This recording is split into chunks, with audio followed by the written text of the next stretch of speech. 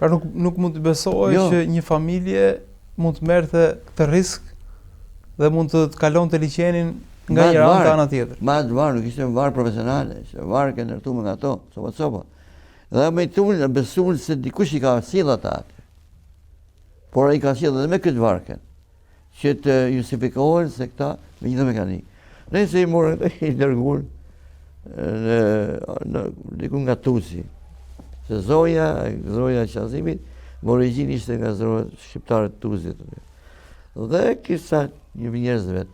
Policia i mori Qazimin e majtje ma gjatë, si ka qenë rregulli, zojën e shumë se kishte fëmijë, dhe filluan jetën në emigrim të pas një dirhem, pas 100 dark.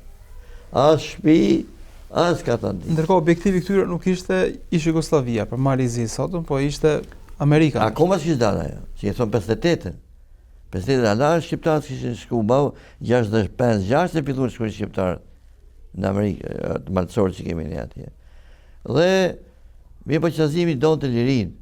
Nuk ishte ikaj për se një ço buk do vënë do hante, e donte atë buk ta kishte të hante të lirë. Dhe punoi ku ishte shumë punëtor, dhe e deshën njerëzit, po më një herë u lidh me xhamin. Me xhamin e Tuzit aty. Dhe pas Qazimi u njoh nga njerëzit, u respektu dhe fëmijët me gjithë të vegjël kontribuon për të bërë një çik ekonomi për të ndërtuar një shtëpi. Akoma kanë tokën aty në Tuz. Një nga djelë ka ndërtuar një shtëpi të vogël aty, vjen nga një verë.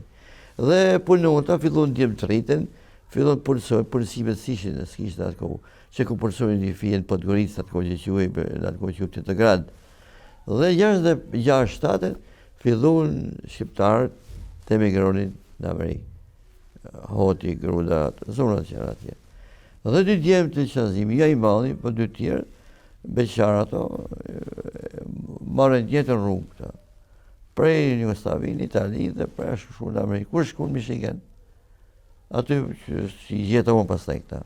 Dhe Qazimi shkoi më vonë, se kishte ato fëmijët e vegjël ishin akoma në rritje. Dhe akoma këto s'ishin stabilizuar mirë në Amerikë.